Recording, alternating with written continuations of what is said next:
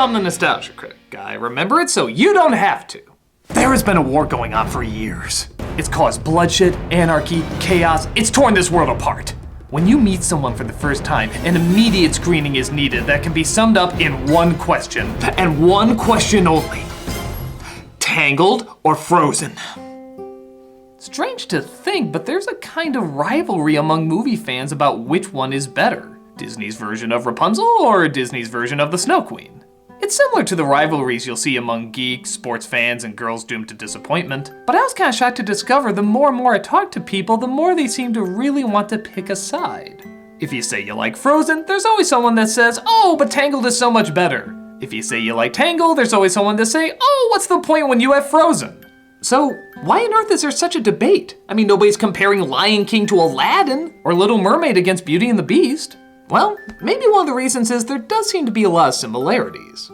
Both films focus on CGI princesses, who already look pretty similar, who are optimistically perky, have an issue with a magical problem, come across a chiseled man who teaches them the ways of the outside world, stumble across a comedic sidekick, and go back and forth in saving each other while trying to resolve their problem. Why would there even be an issue with these differences when they seem so much alike? Well, like anything, there's gonna be some elements that are done better than others. One that most people can agree with is the story. Even people who love Frozen acknowledge the story is not the strongest part, especially the backstory. There's curses and trolls and wiping out memories and parents making downright psychotic decisions. It doesn't make a whole lot of sense. Tangled, most people agree, has a very flowing narrative. It's a good update of the classic fairy tale that's easy to follow and easy to relate to. I'd make the argument the comic relief is a little better too. Not that either film rely on just one element for their comedy, thank God, but there certainly are characters created mostly to get a laugh. Where the one in Frozen is fine, but kinda typical. The one in Tangled stands out much, much more. How many times have you seen a horse act like Tommy Lee Jones from The Fugitive? It's such a bizarre idea, but their conviction to it completely sells us on it, resulting in a ton of laughs. But Tangled has some weaknesses too. The villain, for example, seems to go back and forth between trying to be menacing and trying to be a silly obstacle. Where other Disney villains balance comical and threatening very well, this one seems to be half the energy of both, which makes it a little harder to get invested in her. Not to say the villain in Frozen was perfect, but it was meant to be a surprise, which helped further the message of the film. And when the reveal was shown, he was surprisingly kind of intimidating. Also, the music, while good, is still not as hummable as Frozen. Even with a similar sound, the music to Frozen is a monster. Taking basic establishing songs we've heard variations of for years and using it to once again tell the story and explain how a person feels. But on top of that, they're just more memorable. Hell, even too memorable. There's sing-alongs that are still all over the place, and there's still kids everywhere that will not stop humming these songs. So yeah, both seem to have strengths, both seem to have weaknesses. But why do so many people demand that they choose which one they like better? Perhaps a big part of it is that they do such a good job at the parts that people like to compare. I mean, okay, there's details we can contrast like environment, timing, style, and so forth, but the parts people usually like most in a movie are the characters and the ideas. As mentioned before, these characters and ideas are so similar, it's almost impossible not to naturally want to compare them. Anna has been sheltered most of her life, just like Rapunzel, resulting in a naive but giddily cheerful protagonist. Flynn and Kristoff have spent most of their lives in the wild, growing cynical but still a charmingly offbeat personality. And both of them seem to make fun of Disney tropes that have been popular for years while also continuing others to still make it profitable. For example, Flynn asks why the heck everybody suddenly bursts into song. I don't know if a Disney character has ever done that before. Rapunzel is also physically more active than most Disney princesses. And I know a lot of you may think of Mulan seeing how she was not a princess. Oh yeah, don't believe their lies, next issue.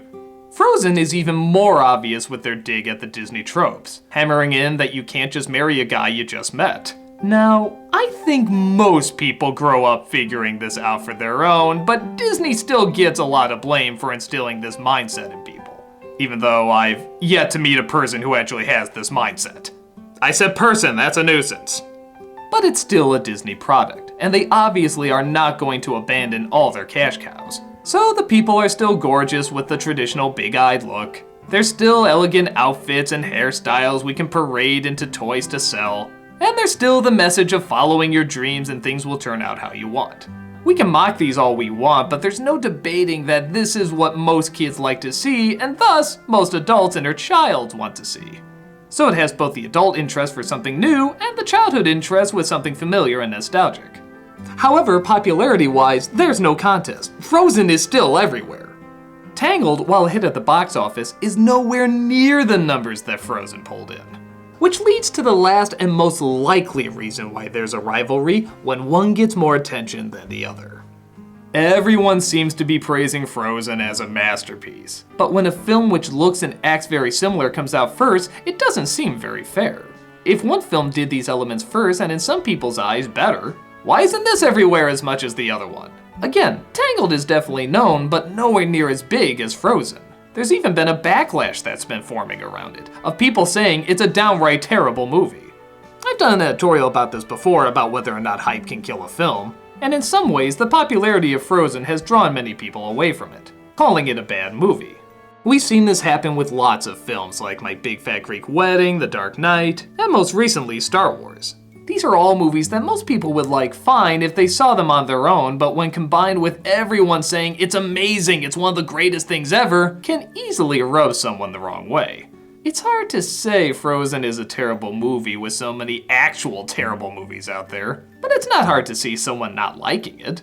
People like and dislike things for various reasons. But in situations like this, it's much more appealing to root for the underdog. The hipster argument. I like the original blank before the new blank. I saw what was perfect before society went and screwed it all up. Not that this argument can't be true sometimes, heck, a lot of the times, but it seems to be one we like to fall back on a little too easily.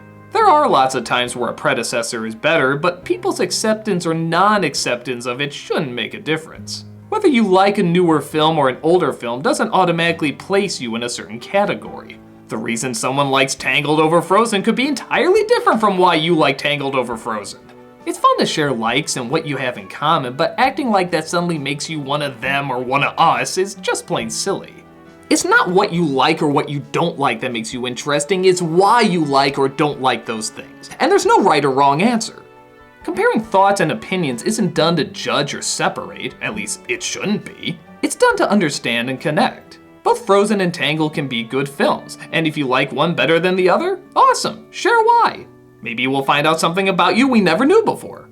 There'll be similar arguments with similar franchises, and they'll no doubt be a lot of fun to talk about. But just remember, it is for fun. We can learn a lot from it, but don't ever take it too seriously.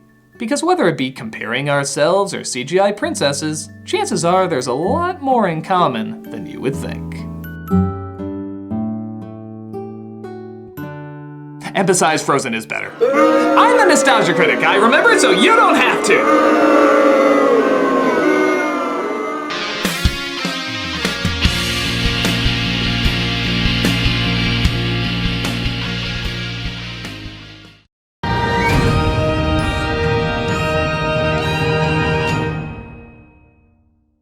Hey everybody, Doug Walker here doing the charity shoutout, and this week we are doing the Children's Miracle Network.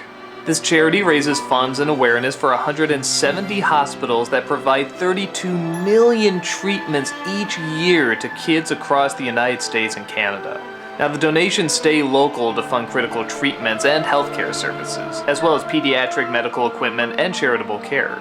Since 1983, this organization has raised more than $4.7 billion, most of it just coming from $1 donations. Its various fundraising partners and programs support the nonprofit's mission to save and improve the lives of as many children as possible. One of those partners you might have heard of before, extralife.org, uniting thousands of players around the world in a 24-hour gaming marathon to support this wonderful charity.